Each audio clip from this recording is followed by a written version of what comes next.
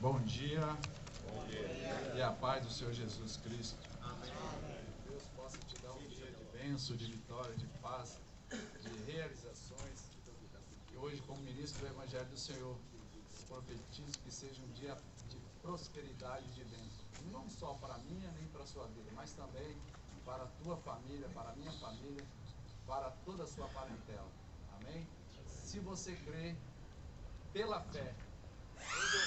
Hoje eu abri meu guarda-roupa e a primeira camisa que veio foi essa. Uma palavra muito forte, pastor. E se nós estamos reunidos aqui, não só propósito de adorar aquele que é digno de honra e glória e de toda adoração.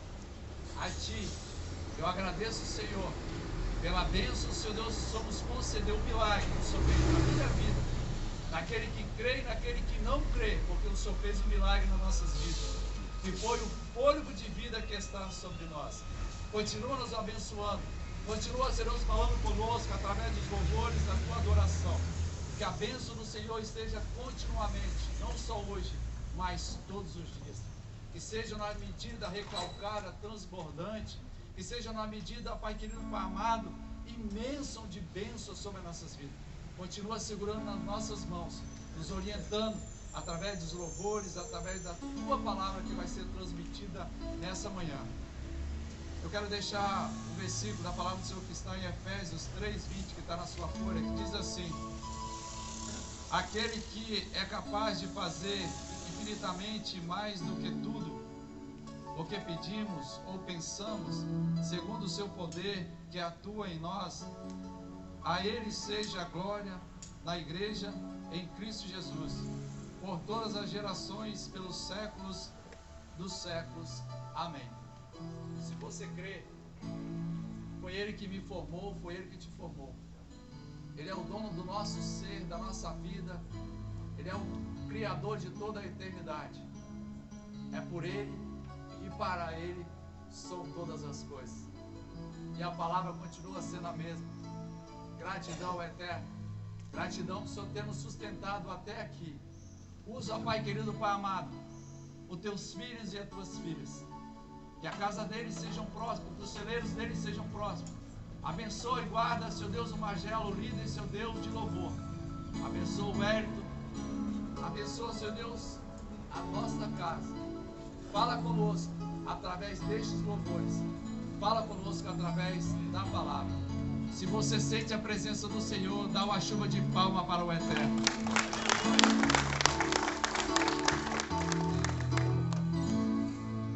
Por toda a minha vida, vamos juntos, irmãos. Ó Senhor, te louvarei, pois meu fôlego é tua vida. E nunca me cansarei, declare isso. E nunca me cansarei. Posso ouvir a tua voz, cante. Posso ouvir a tua voz, que é mais doce do que o mel. Me tira dessa cova, cante. E me tira dessa cova E me leva até o céu. E me leva até o céu. Já vi fogo e terremotos. Já vi fogo e terremotos. Vento forte que passou. Já vivi tantos perigos. Já vivi tantos perigos. Mas a tua voz, ó Deus, sempre. Mas a tua voz me acalmou. Tu dá ordem às estrelas, declare isso, irmão. Tu dá ordem às estrelas e ao mar.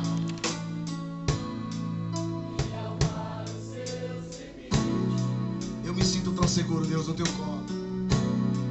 Eu me sinto tão seguro no teu colo, Deus. No teu colo, ó Altíssimo. Cante, não há vergonha, não há vergonha.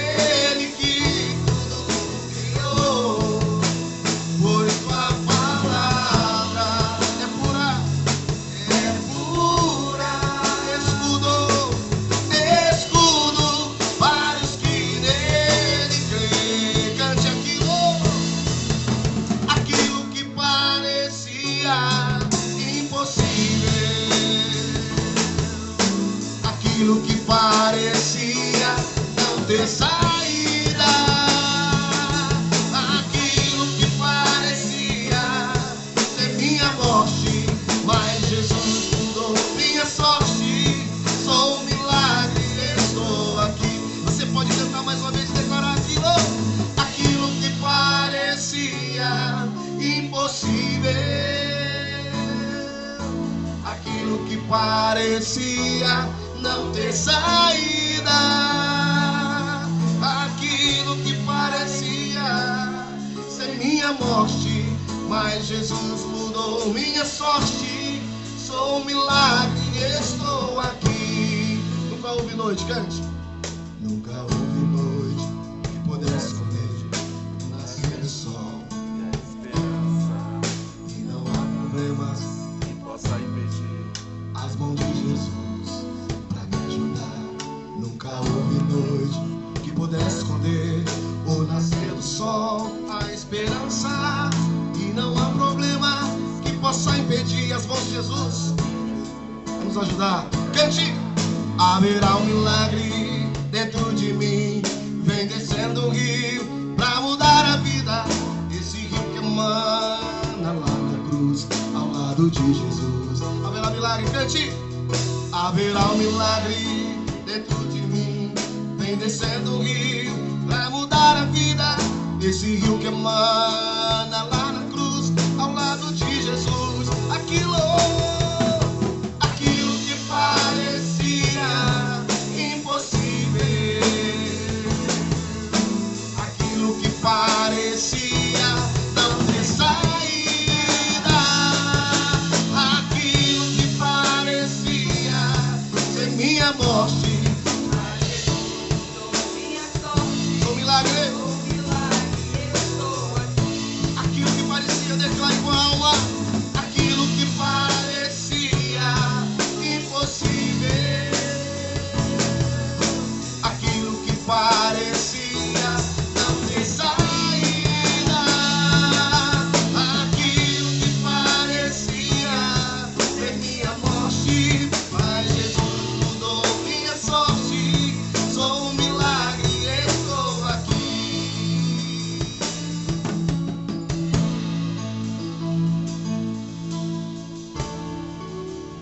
Você pode agradecer ao Senhor Jesus pela tua vida, pela tua família, querido, por esse tempo que Deus tem dado a nós, apesar das impossibilidades, apesar daquilo que temos visto com o pessoal do Rio Grande do Sul, mas que você e eu, nós possamos ser empáticos com esse momento tão terrível que está passando ali naquele lugar. Pastores, irmãos nossos ali, amigos, têm enfrentado situação muito difícil. Agradeça a Deus pela comida, pela roupa, pela família, pelo trabalho, por tudo aquilo que Deus já tem feito ao longo da tua história. Nessa hora, quantas pessoas ali no Rio Grande do Sul, querido, assim como eu e você, pai de família, estão passando uma situação muito difícil. Agradeça a Deus, agradeça a Deus.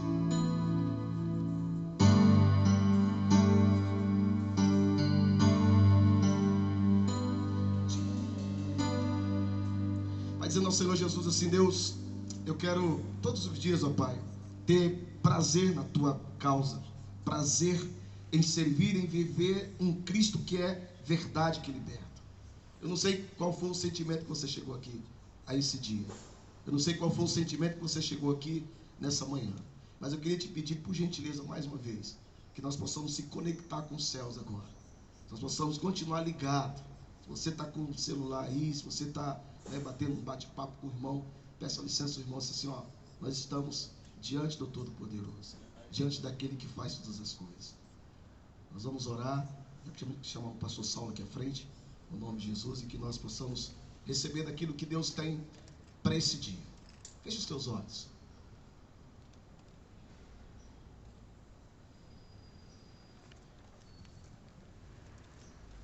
Obrigado, Pai, porque o silêncio nos faz, ó Deus amado, todos os dias perceber, através do vento, do sol, tudo aquilo que a natureza proporciona, a tua presença em nós. Que a tua palavra continue a fazer de nós homens e mulheres destemidos, homens e mulheres que tem todos os dias, ó Deus, as possibilidades de viver melhor num tempo tão difícil, em nome de Jesus. Que a tua palavra frutifique em nossos corações. Amém. Aleluia. Bom dia a todos. Graça e paz da parte do Senhor Jesus. Amém? Você pode, por gentileza, aplaudir bem forte o nome do nosso Deus.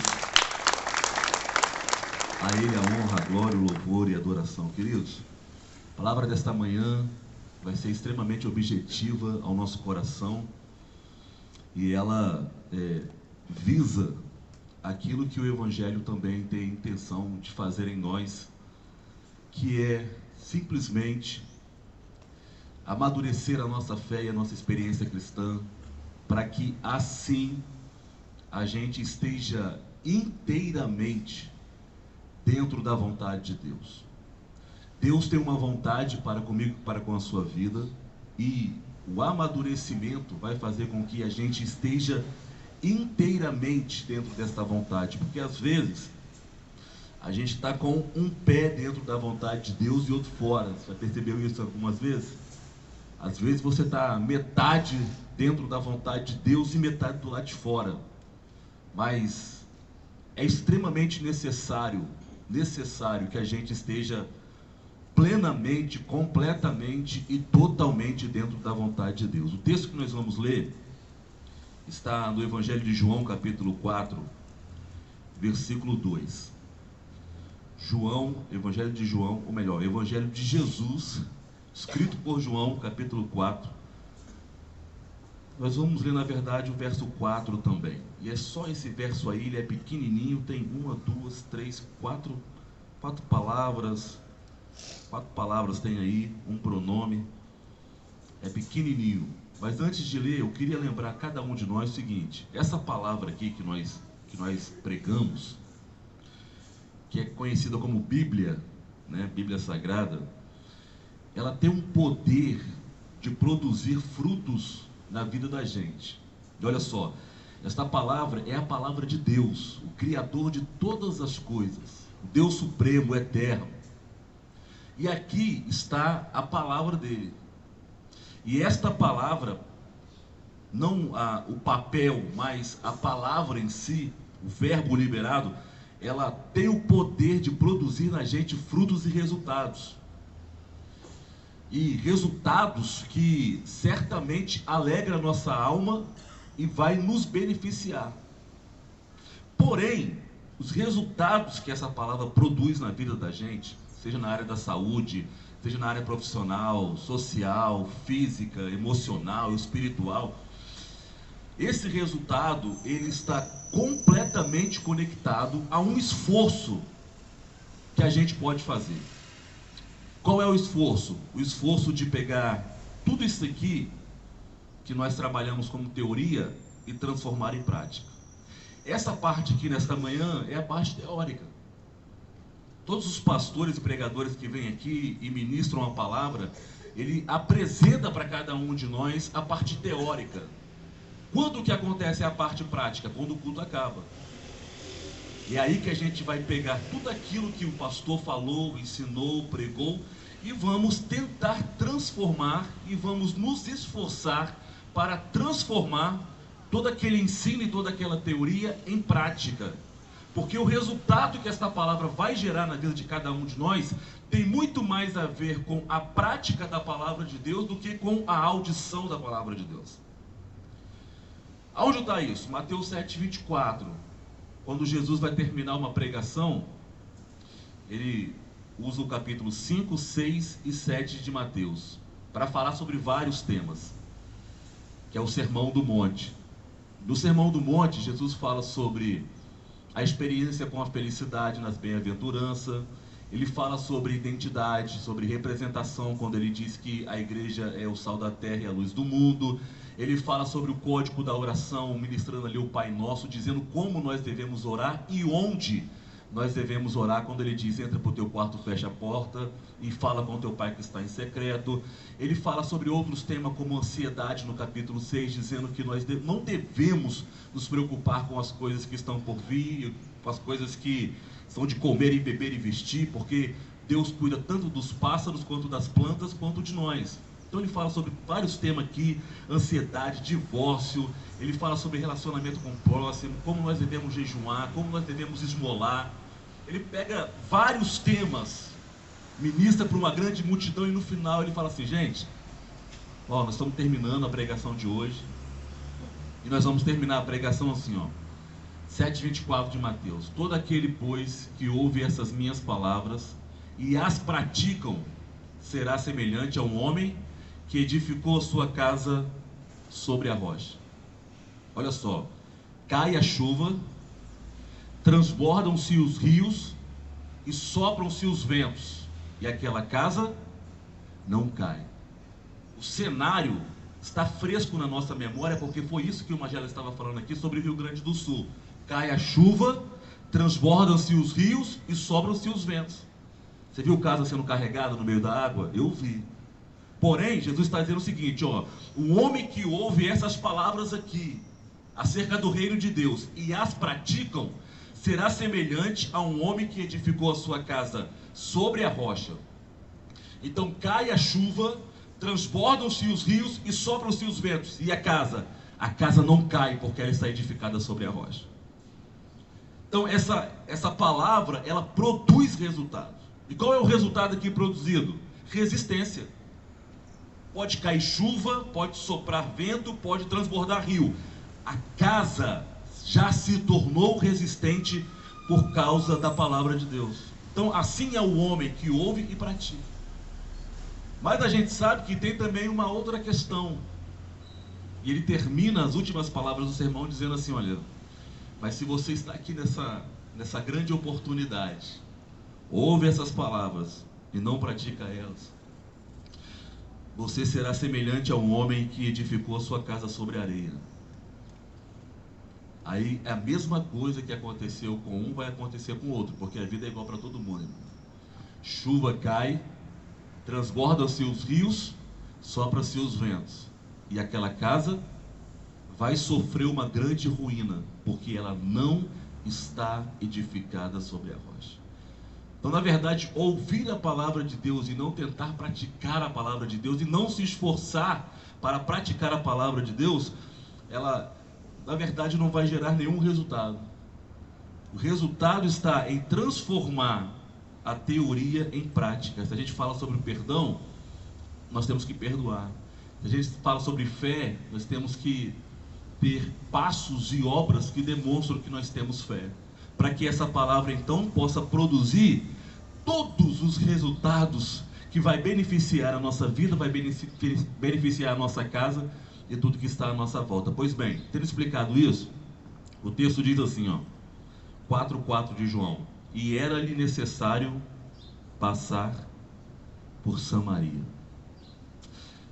Qual é o tema desta manhã para nós? Amadurecimento. Todos nós precisamos amadurecer na vida para estarmos plenamente dentro da vontade de Deus, exatamente aonde Deus quer que a gente esteja. Quando a gente lê esse texto aqui, João 4:4, dizendo que era-lhe necessário passar por Samaria, a primeira impressão que a gente tem é que aqui João, ele cometeu um pequeno engano, porque geograficamente, quando Jesus estava na terra, não era necessário passar por Samaria. Se você observa a geografia, essa frase parece não fazer nenhum sentido. Era-lhe necessário passar por Samaria. Por isso a gente vai precisar olhar para essa frase com bons olhos, porque geograficamente havia 3 maneiras de atravessar o centro de Israel. Veja bem, Jesus e os seus apóstolos estão no sul de Israel, e eles querem ir para o norte de Israel. Sul de Israel, Judeia, onde nós vimos ali as guerras acontecendo e os ataques terroristas. Norte de Israel, Galileia. Jesus está aqui com os seus discípulos e quer sair da Judeia e ir para Galileia. Aí João está dizendo assim, era-lhe necessário passar por Samaria, mas geograficamente não era, porque ele tinha 3 rotas opcionais. Número 1, a rota Via Maris, que era a rota comercial, que passava pela beira do mar. Aí ele tinha ali a primeira opção, que era passar pela Via Maris, uma distância de 150 km para poder andar. Ou ele tinha uma segunda opção, Magela, que era de passar pelas margens do Rio Jordão, que era por onde todo judeu passava, para evitar de passar por Samaria. E por que o judeu não queria passar por Samaria? Porque eles não consideravam o samaritano como seres humanos. Samaritanos para os judeus era a escória do povo, era os contaminados, era os impuros, por causa daquilo que a história gerou em Samaria. Em Samaria, na verdade, o que aconteceu? Muito tempo atrás, quando Salomão descansou, o filho dele assumiu o trono. Mas o filho dele era um garoto muito irresponsável. E aí, ao invés de ouvir e perceber o que estava acontecendo no seu reino, ele foi buscar conselhos com pessoas que não deveriam buscar e tomou uma decisão que não deveria tomar. E aí, aconteceu uma revolta dentro de Israel e o país se dividiu em duas partes.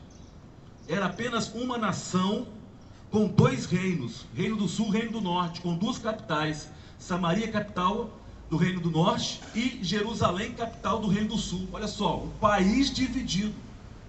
Samaria agora passa a receber um bezerro de ouro como se fosse o nosso Deus para ser adorado. O que deixou os judeus extremamente chateados com aquela situação, com raiva, e fez com que aquele povo se tornasse um povo diferente daquilo que é chamado de povo judeu. Obrigado, Gela. Aquele povo se tornou um povo impuro. E anos depois, aproximadamente 200 anos depois, este mesmo povo de Samaria sofreu um ataque terrível pelos assírios, e acabou que os assírios entraram para dentro de Samaria e contaminaram o sangue, porque eles trouxeram homens para se casar com mulheres samaritanas e trouxeram mulheres para casar com homens samaritanos, misturando assim a raça. Então os judeus tinham uma rixa com o samaritano a ponto de nem conversar com eles. Por isso eles pegavam a segunda rota, que era a rota que passava pela beira do rio Jordão, vegetação, árvore, 140 km. Porém, a rota mais perto era você passar por dentro de Samaria. É assim até hoje, eu acho.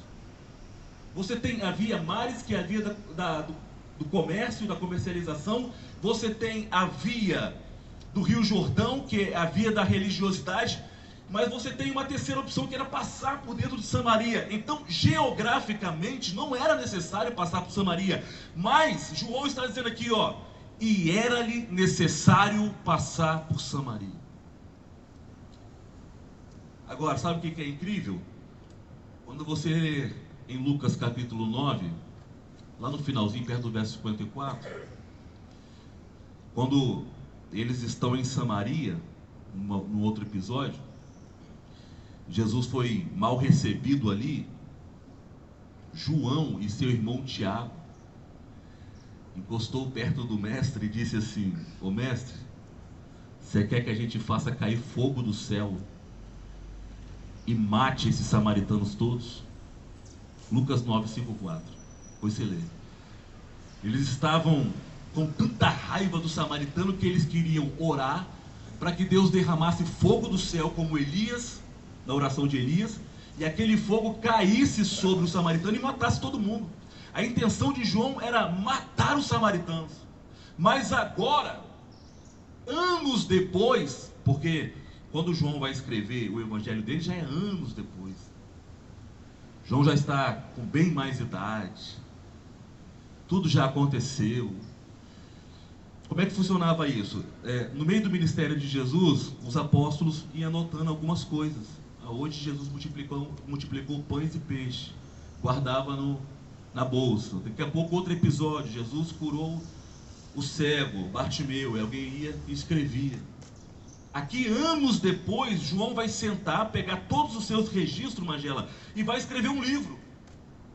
E agora, bem mais amadurecido, ao invés de dizer assim, poderíamos ter matado aquele samaritano naquela época, ele diz assim, João 4,4, e era-lhe necessário passar por Samaria. Sabe por que João acrescenta isso aqui no registro dele, que era necessário, embora geograficamente não fosse? Porque João tinha amadurecido o suficiente para entender que naquela cidade havia pessoas que precisavam ser alcançadas pelo poder do Evangelho. Então, o Evangelho trabalha na vida da gente para que a gente amadureça o suficiente para que, amadurecidos, possamos estar plenamente na vontade de Deus, no centro da vontade de Deus.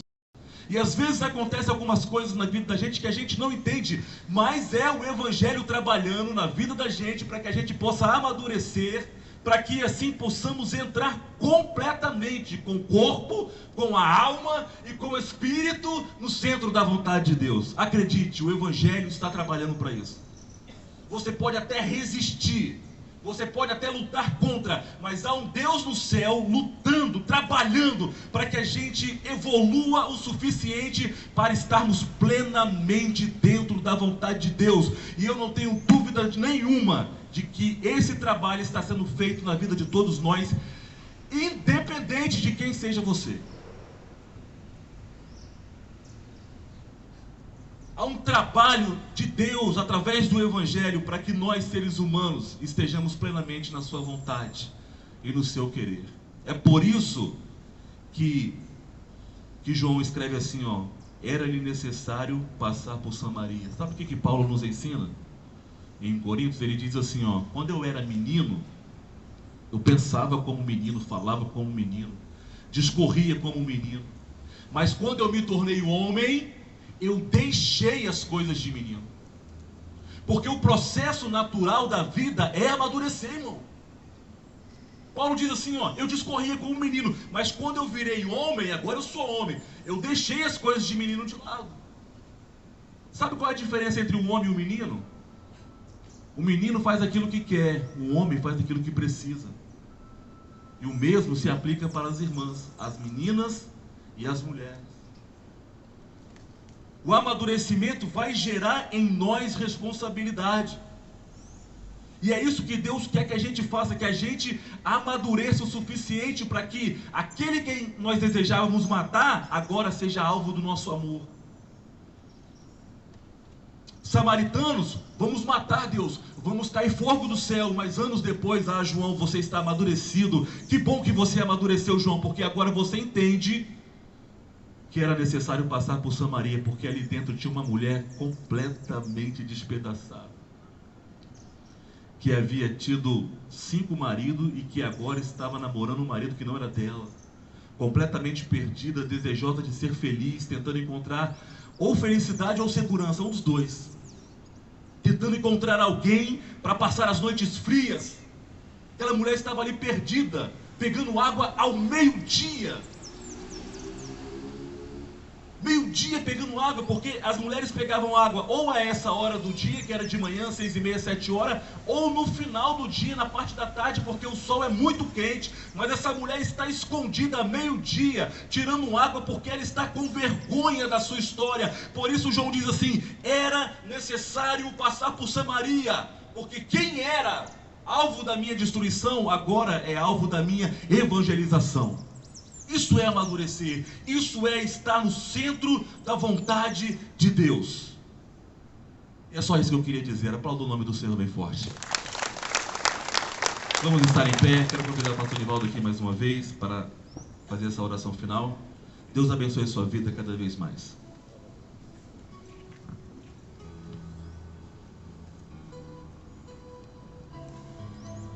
Amém. Que Deus possa mais uma vez te abençoar, que a palavra que foi ministrada esteja sempre nos vossos corações, que o Espírito Santo que transforma, que muda o homem, assim como mudou os pastores, te alcance para que haja uma transformação, uma mudança na sua vida. Se você não abrir mão, se você não renunciar e aceitar Jesus, naquele dia, todo joelho se dobrará. Todo, aquele que crê, aquele que não crê. E vai se apresentar, pastor, diante de Deus. Eu espero, como ministro, Magela, como ministro, pastor Salmos, como ministro, todos os pastores, nós esperamos encontrar todos vocês que estão aqui, de encontrar toda a nossa família, todos os nossos, porque o Evangelho da paz está sendo pregado. Mas eu, você que fazemos a escolha, o pé, existe dois caminhos: eu quero entrar, eu quero ficar. Para entrar, você tem que estar conectado a um caminho, o caminho de Cristo, aonde há salvação. Se você estiver conectado ao caminho dos homens, há caminho da perdição. A escolha é sua. Tem alguém que queira aceitar Jesus hoje? Tem alguém que sentiu no coração que é necessário que Deus entre na sua casa, na sua vida, que te transforme? Porque eu não gostava de crente. Não é gostar. Eu tinha medo dos crentes, porque eles revelavam. Porque eu andava no caminho do pecado. O meu pecado não poderia ser descoberto. Então eu tinha medo dos crentes. Aí eu falava que eu não gostava de crente, porque eu não queria renunciar ao meu eu, à minha carne. O que eu fazia de errado eu não queria renunciar, porque eu sabia que se eu entrasse para esse evangelho, pastor, eu tinha que mudar o meu caráter, a minha maneira de ser, a minha maneira de andar, a minha maneira de vestir. E por onde eu passar eu tenho que ser luz. Quer ser luz? Pratique essa palavra. Pratique o Evangelho de Cristo. Porque naquele grande dia ele vai chegar, bendito de meu Pai. Ou vai dizer para muitos, não para nós, creio que todos nós estaremos com ele. Apartai-me de mim, maldito, porque eu não vos conheço. Triste é o pior versículo da palavra. Na Bíblia, ele está em Apocalipse. É quando o meu nome e o seu nome não está escrito no livro da Bíblia. Se esforce hoje, porque o amanhã pode ser muito tarde. Jesus está voltando. Pai, a tua palavra foi ministrada plenamente. Tu és, ó Pai, o Deus onipotente, onisciente e onipresente. Vai de encontro aonde eu não posso ir, no Rio Grande do Sul. Toma aquelas famílias que perderam seus entes queridos. Vai de encontro à casa do Magela, do irmão Walter, de toda essa família representada pelos funcionários e as funcionárias. Dê um dia de bênção para a administração, um dia de vitória, um dia de conquista, e também dê um dia de bênção, de vitória e de conquista para a produção. E abençoa essa carga, o motorista que vai transportar, e abençoa aqueles que estão no curso, porque tu és o Deus único que tem o mesmo poder de estar aqui e o poder de estar em vários lugares. Eu abençoo a todos nessa manhã, dizendo assim: que a paz de Cristo, o amor de Cristo esteja sobre nós. Que o Senhor te abençoe, que o Senhor te guarde. Que o Senhor faça resplandecer o rosto sobre ti e tenha misericórdia de ti. Que o Senhor levante o teu rosto e te dê a paz. Erga as suas mãos para a frente. Que a graça do Senhor Jesus, o grandioso amor de Deus e as doces consolações do Espírito Santo venha estar conosco, não só hoje, mas para todos sempre. Todos digam amém. Se o Senhor é por nós, operando Deus, que nada possa impedir das bênçãos do Senhor de chegar na minha casa, na minha vida e na sua vida. Que Deus abençoe. As palmas para o Senhor.